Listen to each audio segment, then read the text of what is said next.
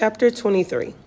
It was 5 days after Harry Bender's funeral. The stockholders' meeting was tomorrow at 3 o'clock, and there was no way Mrs. Gladstone was going to win. It was hard to care about that anymore. No one knew who Harry had been going to talk to the night he died. No one knew the plan he was cooking up to get more votes at the meeting. All his power died with him, it seemed. Death is a strange thing. Some people die flat out in the midst of something important like Harry. Others, like my dad and grandmother, seem to follow a slow path toward it from such different places, taking another step toward dying each day. I'd been checking the stock market listings every day in the paper because it helped me think about something else. Mrs. Gladstone was right. The price of my shares had been climbing, except for Monday, when the market dipped and Gladstone stock went down $1.25 per share, which meant I'd lost $62.50 in one day without even getting out of bed. It gained a full $2 the next day, but I wasn't sure if I had the raw courage it took to be a stockholder. Mrs. Gladstone was angry at Harry's death. She said there was enough unfairness in the world without losing Harry Bender in the prime of his life. "What did his dying serve?" she shouted. Alice shook her head and walked off. I said, "I don't know, Mrs. Gladstone. I just know bad things happen more than I like because the world has got more than its share of problems." "Well, it's not right." "I know it's not, ma'am. She rammed her cane on the floor. "I don't need platitudes."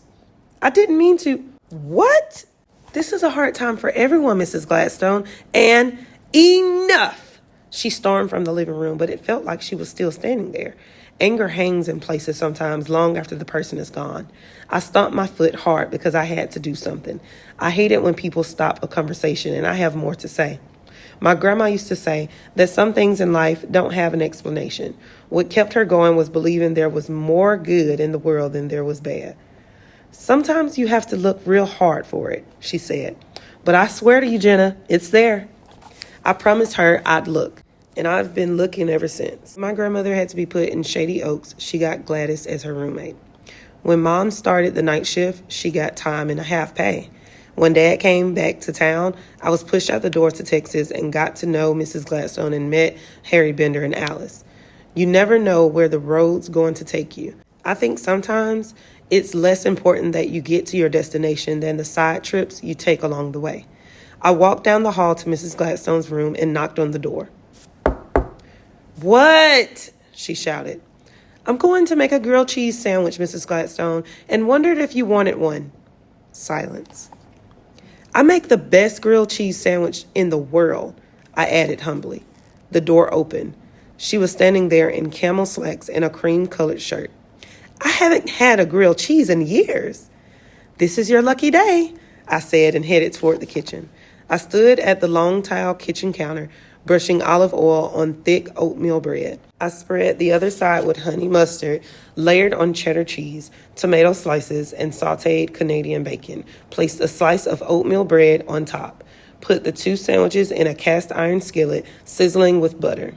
Mrs. Gladstone leaned against the opposite wall, watching me. "Never miss a good opportunity to shut up," Harry Bender had said. I kept quiet. Flipped the sandwiches when they got perfectly browned on one side, and Mrs. Gladstone cleared her old voice.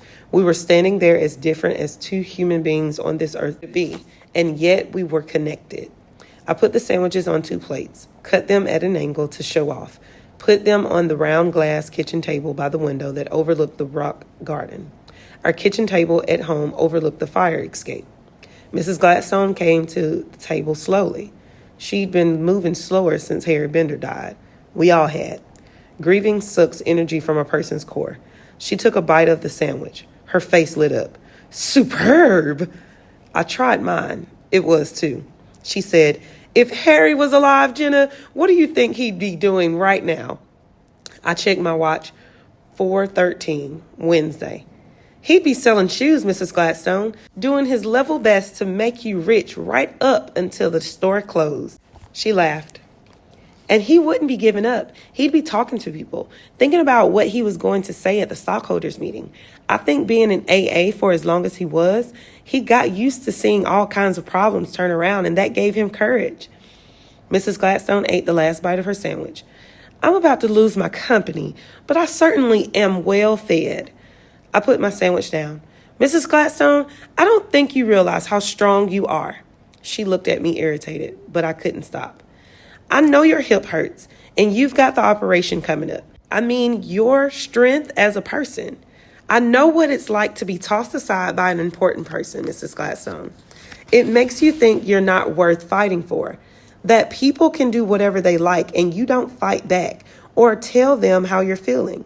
You just keep doing a good sport, hoping the person will change while people walk all over you. I let my dad do that. I just took it like I was powerless, like I didn't have a right to be angry and say no. And do you really think telling him would have changed anything, Jenna? Probably not. I don't know. But I think speaking the truth would have changed me. I was standing now, waving my napkin. Because I'm angry, Mrs. Gladstone.